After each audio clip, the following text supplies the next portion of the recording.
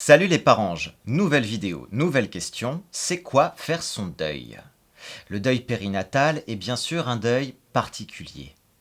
Pourtant, quel que soit votre sentiment de solitude et de singularité, votre deuil épousera lui aussi un processus psychologique bien connu des professionnels et particulièrement documenté.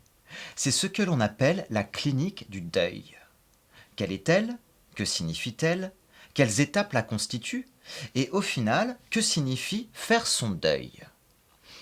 Tout d'abord, revenons aux étapes du deuil.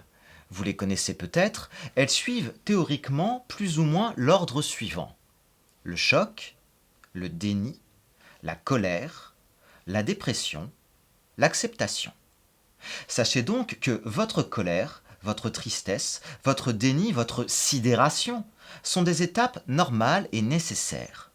Il faut les accueillir sans honte et sans jugement sur votre propre route.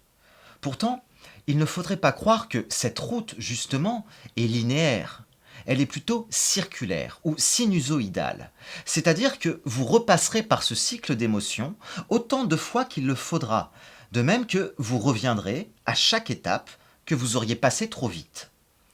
C'est d'autant plus vrai dans le cas de la perte d'un enfant, qui est aussi la perte de soi-même et de son propre avenir. Certains y voient un fait contre nature, pour d'autres, c'est une amputation. Nous sommes pareils à un blessé de guerre qui, amputé d'un membre, le sentirait toujours alors qu'il n'est plus là. Et c'est pourquoi l'acceptation finale, pour nous, par ange, bien souvent reste incomplète. C'est ici que l'expression faire son deuil nous questionne. Elle nous révolte aussi parfois. À titre personnel, je l'interprète ainsi. Je ne fais pas mon deuil, mais c'est le deuil qui me fait. C'est lui qui me transforme, qui fait de moi, ici et maintenant, un papa sans sa fille. Ce n'est donc pas l'oubli, c'est une présence-absence. Car nos anges sont partout, puisqu'ils ne sont plus là. Et c'est pourquoi, ici, on en parle librement de ces anges. Alors, à bientôt sur Parlons Anges, pour parler de nos anges.